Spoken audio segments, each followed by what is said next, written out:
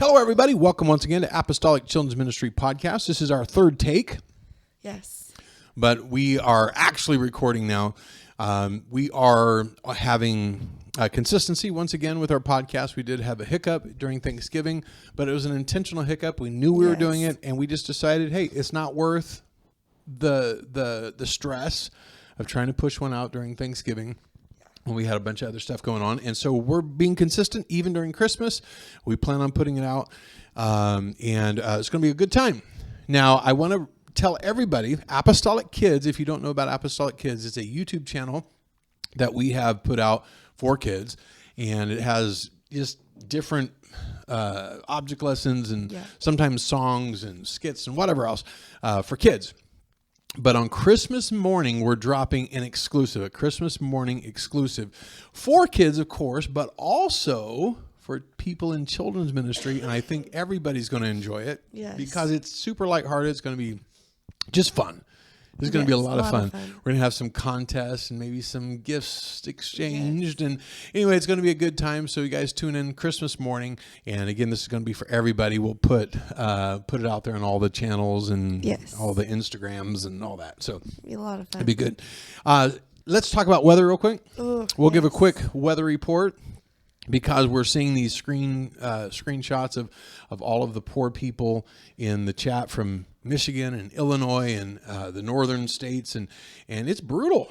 It's brutal. It's really bad. I've been seeing like 20 degrees. Yeah, teens and 20s and 14 inches of snow and all of these different reports. And here we are in Southern California, and we commiserate. We feel their pain because today, people, it is a high on December 11th of 85 degrees. 84 degrees. Yeah. Whew, that's not good. So 84 degrees, and it is supposed to be winter, and it's supposed to be, the white Christmas thing. And well, I mean, not that we have those really. We've had one, and it wasn't even a white Christmas. No, it was wasn't white Christmas. February. It was white February. Yeah. But so 85 degrees. And it's just not cool. So I had my hoodie on just a few minutes ago, and I realized it's green. We're in front of a green screen, and so I would have been the invisible man. So that's not good. So that was one of our takes. But with all that out of the way, Tristan, I think it's time just to get into this thing, and let's get to the podcast. I think it is. All right, let's do it. Hello and welcome to Apostolic Children's Ministry Podcast. Tristan, it's time for the dad joke. I'm scared.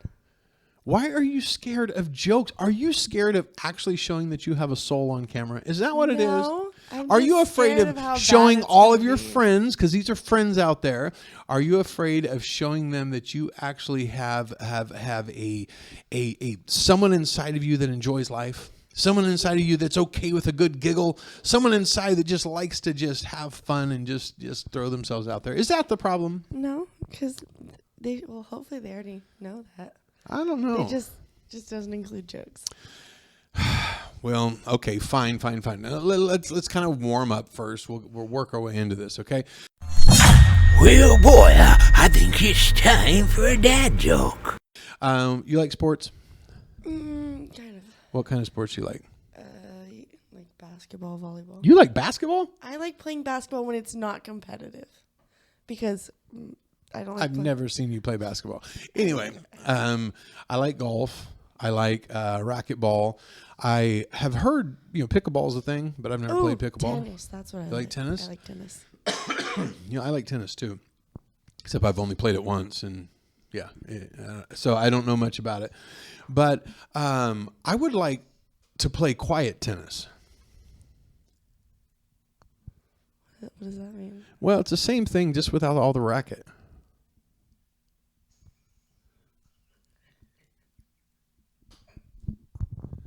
People, she's laughing. She is laughing. She is laughing. Quiet tennis is the same thing as tennis, but without the racket. Okay. I hope you have fun with that. I don't know if you're going to throw a ball back and forth, but People, she's laughing. It's not a good laugh. It's a rough one, but I'll take what I can get.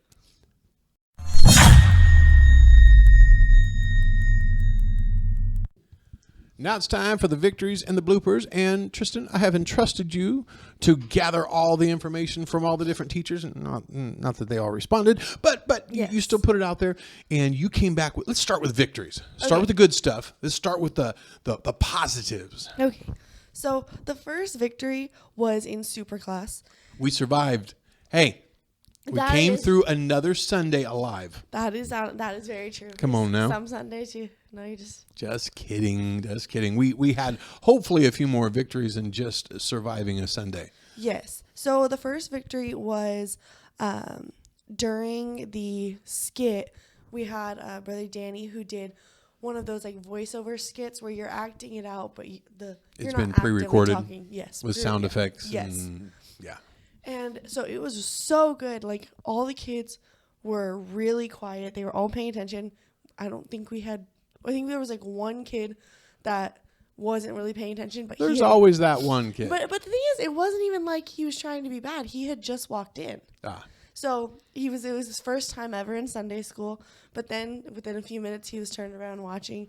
And so all the kids were really, really involved, and they really liked it. So if in your church you have someone that's good with techie stuff and sound stuff, and maybe they're good at putting productions together, get them involved. Even if they don't want to be involved in Sunday school, it's something they can do on their own time. You just kind of give them the topic and, hey, this is what we're looking for.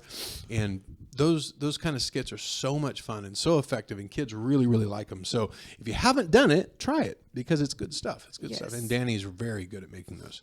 And then we had the other victory was that Brother Alvarez was in the youth Holy Ghost rally, and I heard it was really, really good. You would have more. You heard from me. Yes, because I said he did awesome.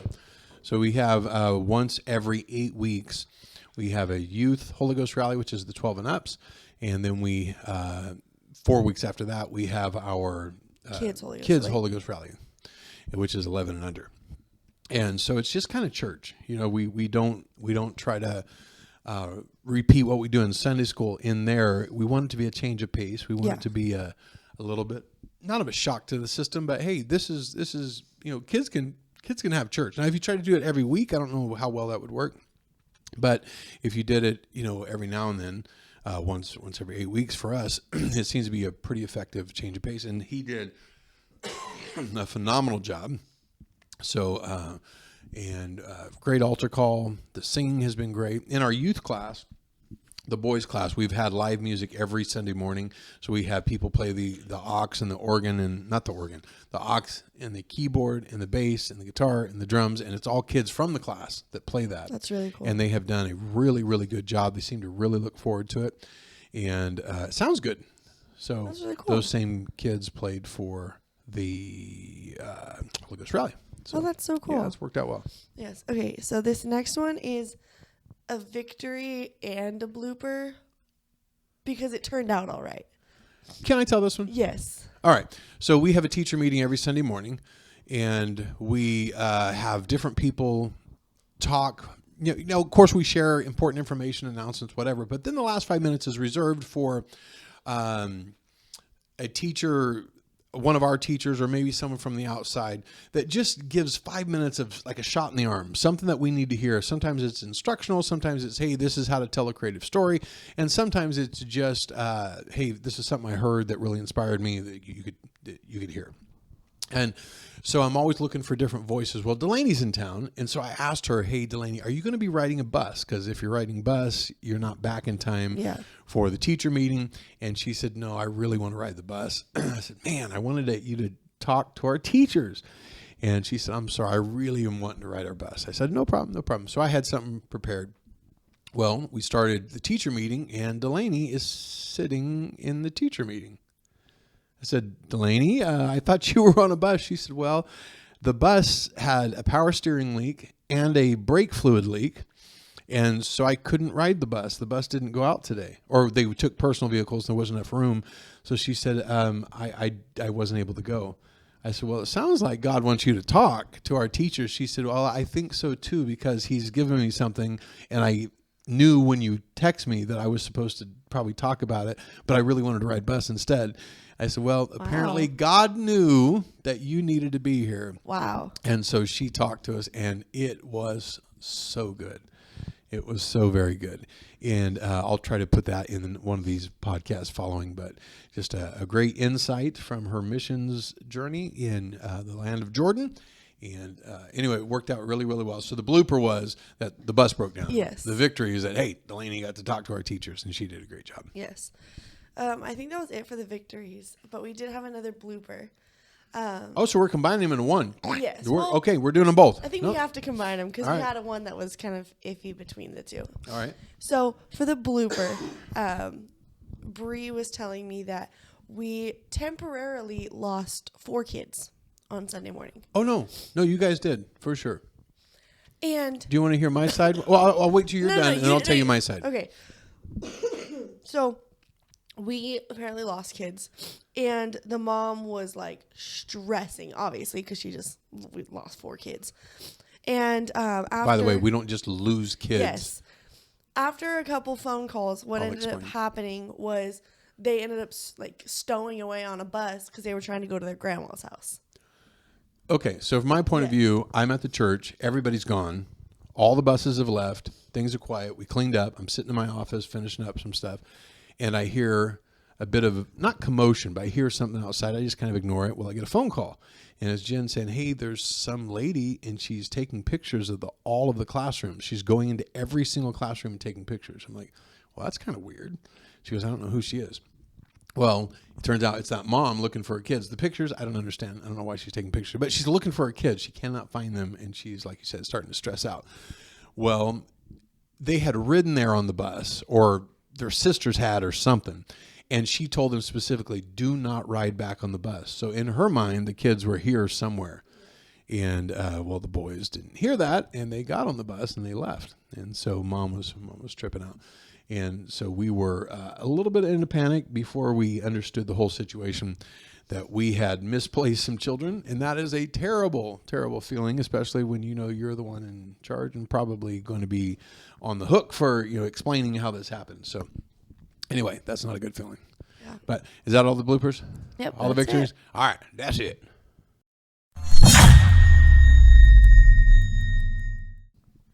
Now it's time for a thought from the notebook. And these may or may not have relevance to children's ministry. Sometimes they do, sometimes they don't. But it's just a random thought that I had jotted down in my notebook of thoughts. And I just wanted to talk about them. I don't have any other platform for it. So here we go. And this one is just about feedback, about the importance of getting feedback. But this is kind of maybe a little bit of a, not a touchy subject, but you got to be careful how you discuss what I'm about to say. But choose who you get your feedback from carefully. Ooh, yeah. You got to be careful who you get the feedback from, because not all feedback is equal.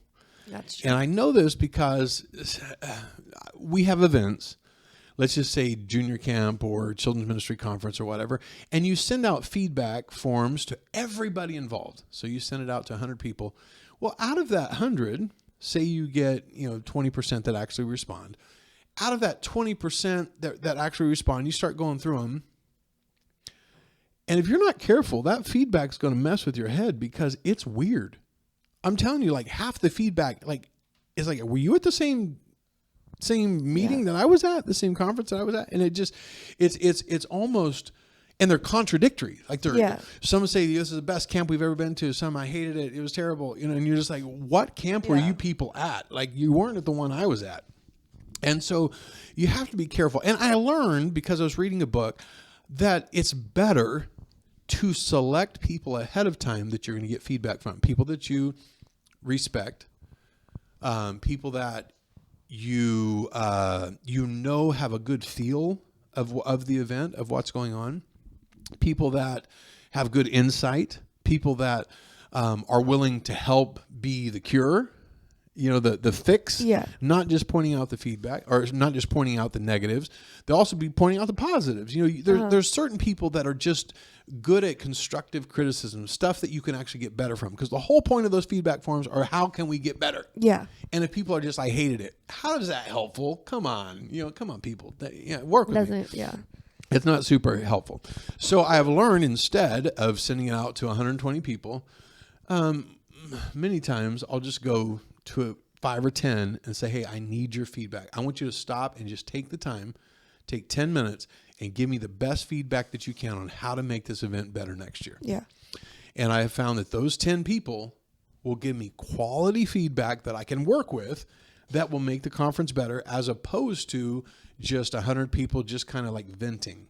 Yeah. Right? Somebody had a bad day. Somebody had their feelings hurt, or who knows? And that they're just kind of pouring out their emotions in a feedback form. That's not helpful. Yeah. So you got to be a little more selective. Look for people you respect and trust, and people that want the event, whatever it is, to grow, and people that will tell you the truth.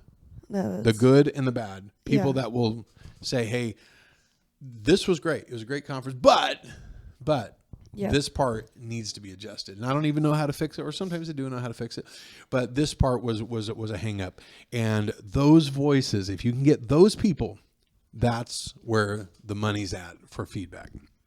Yeah, I think that's like a really good point of like how you said you don't just want the negatives, and you don't want just like, oh, this was bad, this is bad, this is bad. But you also can't avoid the bad. You have to, that's the only way you grow is by... typically the way you improve something, in our minds at least, is you got to fix the things that are bad. Yeah. Not really enhance the things that are good. But that's not really how feedback works, or that's not really how you make an event better. Is you got to do both. You got to make the good things better, promote them more, do more of the good things, avoid the bad things or change the bad things. But you have to work on both ends of the spectrum. But if you only hear about the bad, you can only fix one piece of it. Yeah, because if you end up only working on the bad things, then the good things start falling to the side, and then they end up like, what's the word? I don't know what this means. I don't know what the word is. It's a word, a circle. It's like that's a circle. Basically, it starts going like downhill, because the good things end up, what's it called, like degressing? I don't know if that's the word, but they end up becoming like your weak points. That's okay. I don't know what the word is. So even with good feedback, just know as well that you can't make everybody happy. No matter how hard you try, and you can't respond to all the feedback directly. Like sometimes they're even good points, but you can't fix both. Sometimes they're almost starkly contradictory, and you can make this situation better or this one, but not both. Yeah. And so you just have to understand, you can't make everybody happy. If you try to answer every single concern, you'll drive yourself nuts. Yeah. And even if you did your best to respond to everybody, someone's still going to be upset. It's just the way it is. So there are some categories of feedback. There are feedback that's helpful, feedback that's neutral, and some that are just kind of just noise. They're just kind of like stuff you just got to filter out. Yeah. Yeah, I didn't. That was not helpful. You just kind of almost got to get rid of it. Let's see. I got some notes here. So people. Sorry, I had a message just pop in on my computer while I was reading it. But I do appreciate people that notice things. They notice things that need attention. They notice things that are messed up. And every ministry, every Sunday school, and every event needs people that notice the things that aren't ideal. But I do wish, and most of the time they are, but I do wish that the people are good at, that are good at pointing out negatives were just as good at pointing out positives. Yeah. Because sometimes they're not. I've tried to tell our teachers this. Like, if you're going to be vocal, and I don't mind you being vocal, I don't mind you pointing out things that need adjusted, but you need to be just as vocal in the positives. If all I hear from you is negative, negative, negative, negative, pretty soon I'm going to ignore you, because I don't want to hear that constantly. Yeah. It doesn't mean that you don't have actually even merit in what you're saying. It just means that if all I'm hearing is negative, whether I do it intentionally or not, pretty soon I'm just going to tune you out, and I'm just not even going to hear you. Because if it's just negative, I can't take it. So I tell our team especially that if you're gonna point out negatives, you need to be just as intentional to point out positives. Uh-huh. And that's why they tell you, like, when you're giving you're helping someone that you're leading, you're trying to I don't know, this is a bad word for it, but discipline. You're trying to hey, we have a problem, we're going to fix this. Yes. Start with a good thing, talk about the rough thing, and then talk about a good thing again. Sandwich Yeah, in you have the there. little good bad sandwich. Yeah. Because it's helpful. People need to know, hey, things are going good, but there is one little thing that needs addressed. But hey, it went good. Yeah. And that's the kind of feedback that really does, maybe it's just for poor self-conscious me, but it does help. You're like, okay, it wasn't a total wash. It's just human nature. You want to. Sometimes like I'll it hear went from well. a teacher in a class and it's negative. And I think the whole Sunday was a disaster. And I'll talk to another teacher. I'm like, man, I heard your class was rough today. They're like, no, it wasn't. It was great. And we had one little thing happen, but it wasn't a big deal. I'm like, oh, well, that's all I heard about. So to me, the entire Sunday was terrible. Yes. So, yeah, we need people that are vocal in both direction. So let's just summarize this whole thing. Ready? Yes. Pick your feedback sources wisely. Yes. Very true. Be careful about who you pick feedback from. Don't try to make everybody happy. No. Next thing is listen to the voices that make you better. Be the kind of person who speaks up both constructively and, I say negatively, I don't mean negatively, but like about the negatives so you can fix them, and be willing to fix the problem if you bring it up. There's a lot of people that say their pastor has a thing where if you bring up a problem to them, they're going to instantly make you part of the cure. If you point out that the parking lot's dirty, we'll go clean it. Sort of thing. Yeah. So that's a pretty good way to shut down some negatives. I don't remember who it was, but I think it was. I don't remember who it was. It was somebody had preached at our church, and I remember something they said. They said, "Don't bring up the problem if you're not willing to be part of the solution." Yeah, that's a And pretty common statement, but it's good. Yeah. Very, very, very It is good. very, very true. And I think that's the end of the thought from the notebook. think Next that's it. part.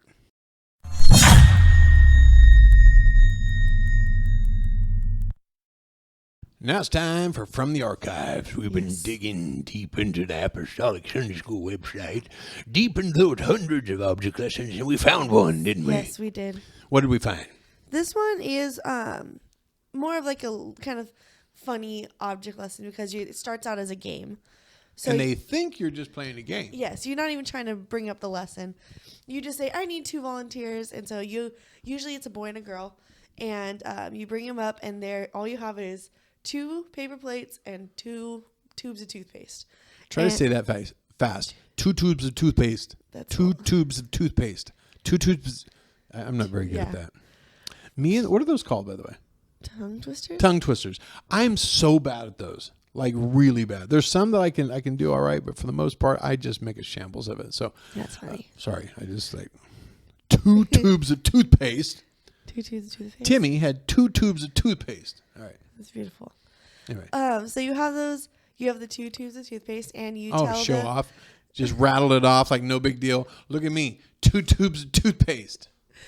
And you basically give one to each of the kids, and you start playing it up like we're gonna have this race, and I need you guys to be so fast. And Not just fast, but thorough. yes. They got to empty that tube of toothpaste onto that paper plate. Every last drop has got to be emptied out of that Yes. tube. If there's one drop in there, you have failed. If I can squeeze one more bit of toothpaste out of there, you have failed. And the first person that finishes emptying it onto that paper plate raises their hands and says, "I'm done," you win. Assuming Yes. that your tube is empty. Yes. So usually we start it and we just tell them it's a race and they just go. And usually what ends up happening is one person finishes first and the other one is usually right behind them.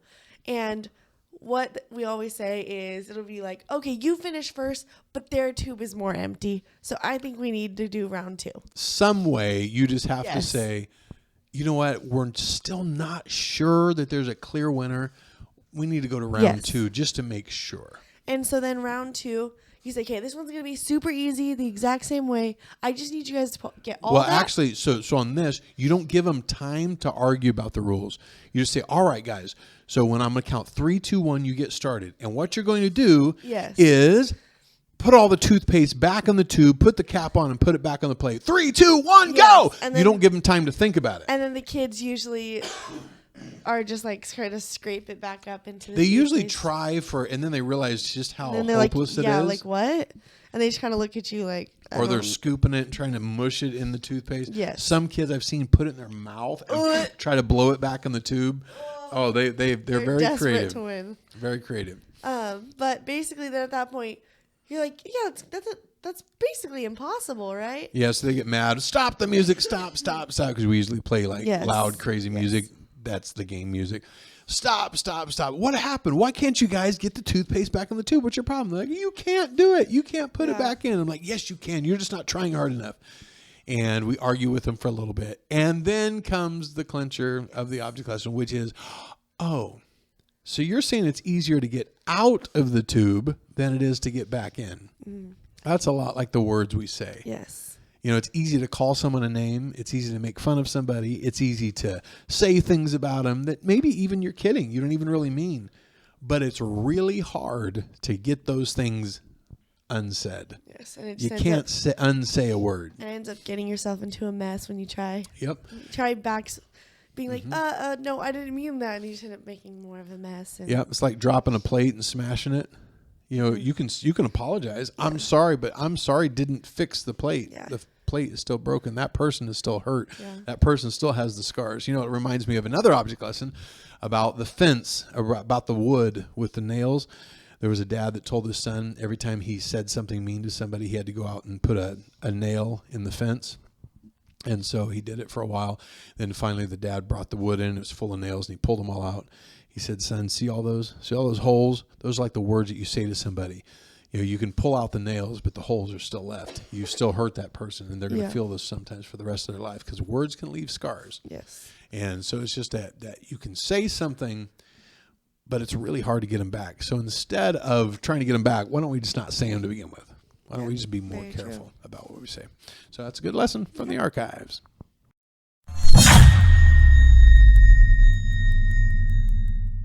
Now it's time for the new object lesson, Tristan. This is one that I've wanted to do. I don't even know where this idea came from. But you have, I don't know if it's 2 kids, probably not 2 kids, maybe 2 teachers. You're rattling that. I can hear it in my ears. So you have either a child do it with you, but you're each going to paint a masterpiece. Okay. And so you have the child or the other teacher begin to paint, and they're painting on this canvas, whatever it is. It doesn't matter what it is. They don't even have to be a good artist. Just put paint on the page. You know, a hill with the sun and, you know, some blue water, and so they're just painting. And on the other side, the one that's actually doing the teaching is painting as well, except you're air painting. You're painting, you're dipping in the brushes, and you're just in the air, just putting strokes on an imaginary canvas. And you're painting in the air, and the kids are going, I wonder how long that's going to take before they are like, you're not painting, you know, you're just waving the paint in the air. Yeah. And so you're air painting this whole time. And when you're done, you both present your masterpieces and say, hey, check it out. And one of them turns it, and of course they can see the picture that was painted because there's a canvas. And the other one has nothing to show because there was nothing to paint on. And we can talk about how God can paint. He can be the master painter. He can be the artist. But if he doesn't have a canvas to paint on, it doesn't matter how good he is, because you'll never see the results. So you are the canvas that God paints on. You're the canvas that God creates into a masterpiece. But if you're not there for him to paint on, if you're not there for him to create on, then you've just wasted everybody's time, and God's just painting in the air because he doesn't have a canvas to paint on. That's really good. I've never. Yeah. So I've had that written down, but I've never done anything with it. But I think that could be a pretty good, fun lesson. I think that would be a lot of fun. Yeah. Because any lessons where you're like having it, where you're giving the kids an opportunity to like point out what's wrong. Oh, they love telling you how dumb you are, for sure. Yes.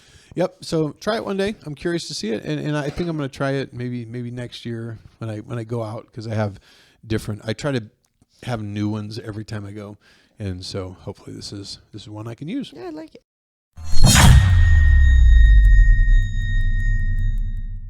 All right, Tristan, we are almost at the end of this thing. We're doing the final little piece of this podcast, and then we're done. Got it. All right, so we're not going to drag this out too long, but I read this somewhere, and you guys have probably all heard this, but we're just going to kind of explore the topic of a thermostat versus a thermometer. Okay. Which one are you, Tristan? Are you a thermostat or a thermometer? Don't worry, you don't have to answer that yet, but we'll get into it in a minute. But every time we teach, we have a choice to be one or the other. You can be a thermometer, or you can be a thermostat. But let's kind of go into the differences. What makes one versus another? So first of all, a thermometer is just a reflection of what's already happening. So if you go outside and it's really, really cold, you have a thermometer on the wall. You look at it and you say, "Oh wow, it's whatever." I guess if you're in Michigan, it's negative 40 degrees. And if you're here, it's 80 degrees. It's 80 degrees. By the way, we're not bragging about that. That's terrible. we're We don't sad. like 80 degrees. That's no fun. 80 degrees is good if you're in June. I don't not want in 20 December. degrees, and I don't want 80. I think 20 would be fun. I think I'd like a 50s. In the 50s is good because you can still golf. 40s. 40s is a little 30s. touching. All right, now you're getting a little crazy.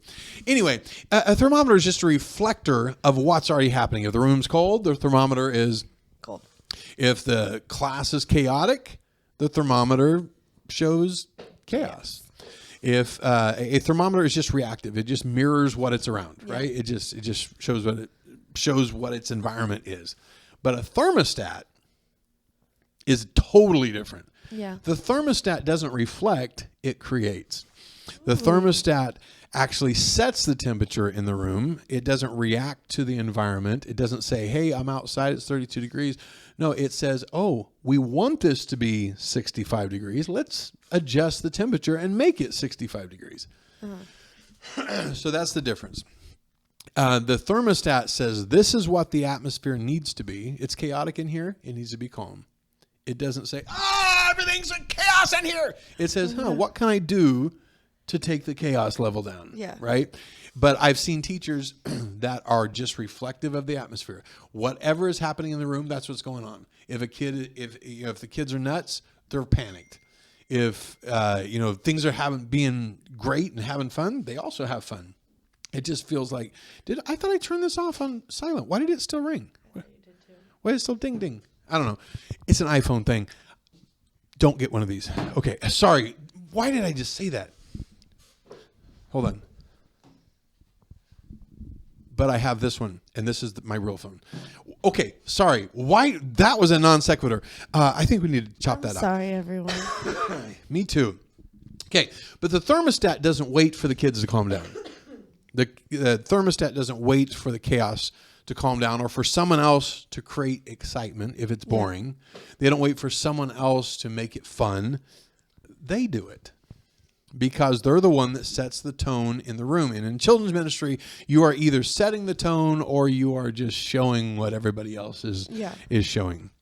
If the class is tired, the question is, do you get tired too, or do you try to hype them up? Do you get to have the energy to hopefully change the atmosphere in the room? If it's too hyper, do we escalate with it? Or do we somehow manage to bring the room down where it needs to be? So this is the short version. Thermometers follow, thermostats lead. Which one are you? Not you, and that's not a question for you specifically. But that's a question we all need to kind of ask ourselves. Which am I? Am I a follower? Or hopefully, I'm the teacher in the room. Hopefully I'm a leader in the room, because kids are natural thermometers. Kids pick up and reflect what's around them. If the kid next to them is hyper, they're typically going to be hyper. Yeah. If everybody else is bored, they're going to get bored. Very easily. If the room is in chaos, they're going to reflect that, because kids just follow what they feel. Yeah. Kids are natural thermometers. But teachers should be the exact opposite of that. We need to bring into the room something we need to bring, first of all, goals to the room. This is what we're aiming for. Not, I'm going to get there and see what happens. Yeah. That's a thermometer. A thermostat says, okay, when I get there, this is what we're teaching. This is the feel that we're going to have. We're going to have an upbeat, fun class, and I'm going to just keep adjusting that temperature until it's where I need it to be. Right? Okay, why don't you start with number one there, and let's start working our way through here. Okay, number one is thermostats work before the room fills. Oh, come on now. Which, if you're wanting your house to get warm, you got to turn it on before you feel the effects of it. So it actually was cold a couple weeks ago. Like it was chilly for us. It was like 40s and 50s at night. And so I'm very cold-blooded. I get cold so quick, and I'm miserable. I don't know if I have poor circulation. I don't know what it is, but I am miserable in the cold. And my heater was broke on my truck. Oh, yeah. There's nothing worse than having your heater broke when you're cold, and it just blows more cold air. And so I begged my son, please, can you fix this? Because he can fix anything pretty much. And he did. He fixed my heater, but it took him a few weeks. But he fixed it, and now I'm standing in the living room. I can, from my heated house, hit click, click on my remote. My car starts, and the heater begins to warm up. So by the time I get there, my car's already nice and toasty. I don't have to experience that delay, the 10-minute delay of while the heater, or while the car warms up.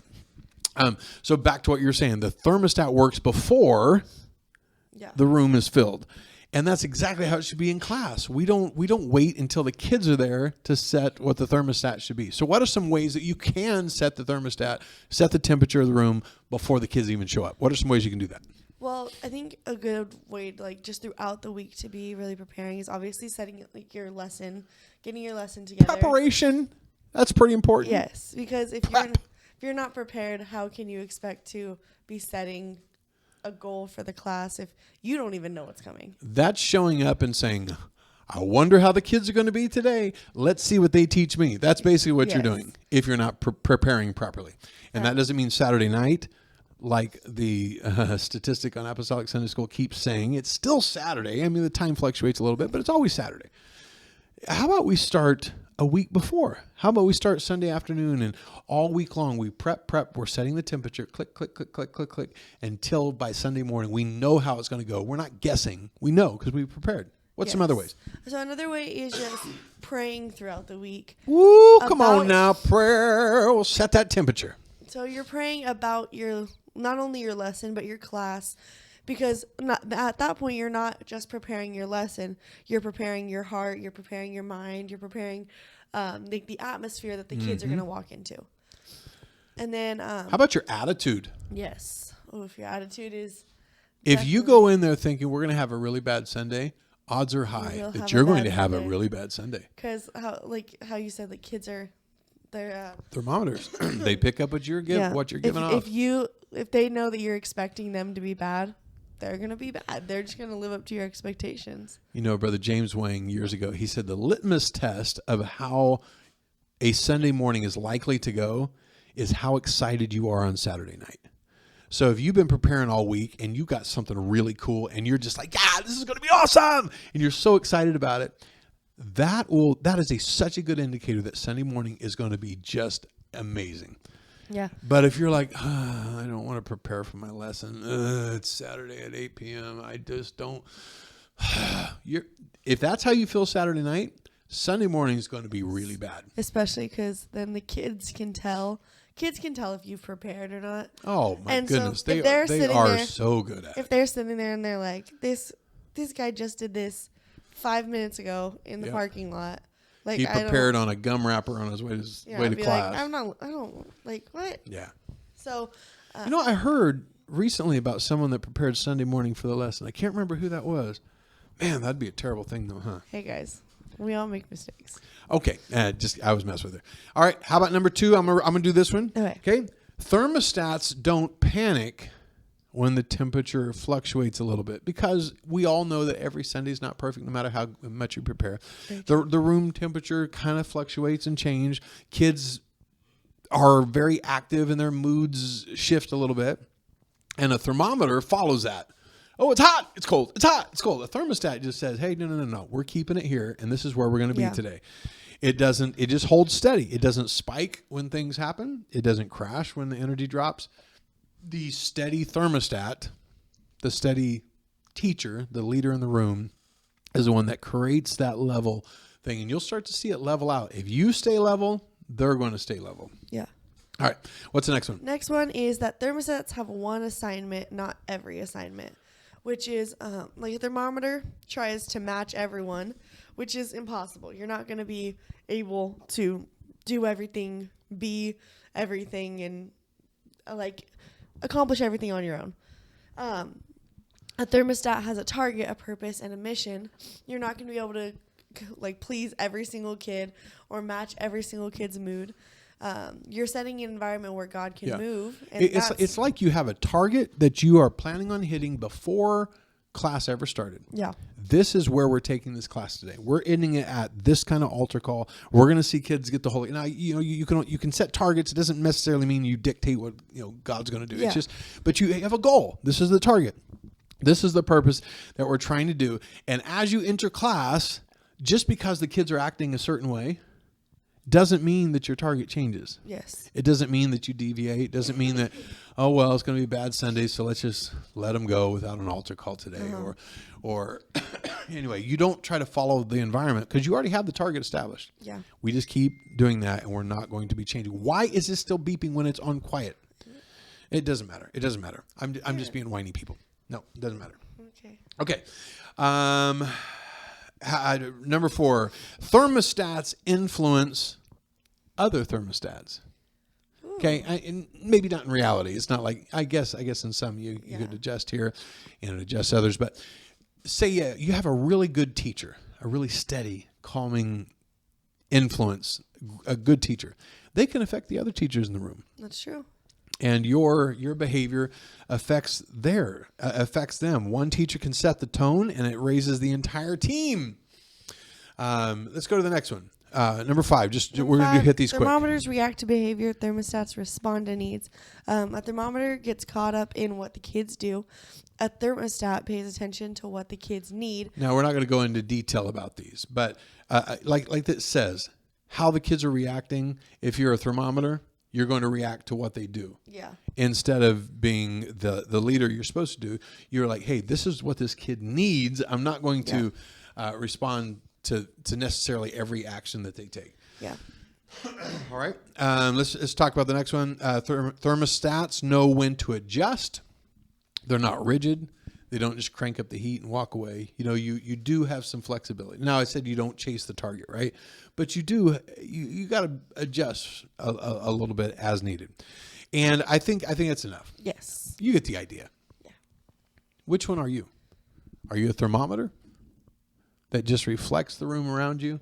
Or are you the thermostat that says, hey, this is the way that we need class to go. This is what God wants to do in these kids' lives today. And I want to make that happen. And I'm not going to be chasing all the whims of the class. We're going to try to stay on task. Thermometers are easy. It's easy to be a thermometer. You just reflect what's around you. You just go with the flow, man. Just go with the flow. It's easy, but it's not effective. It just shows what's around you.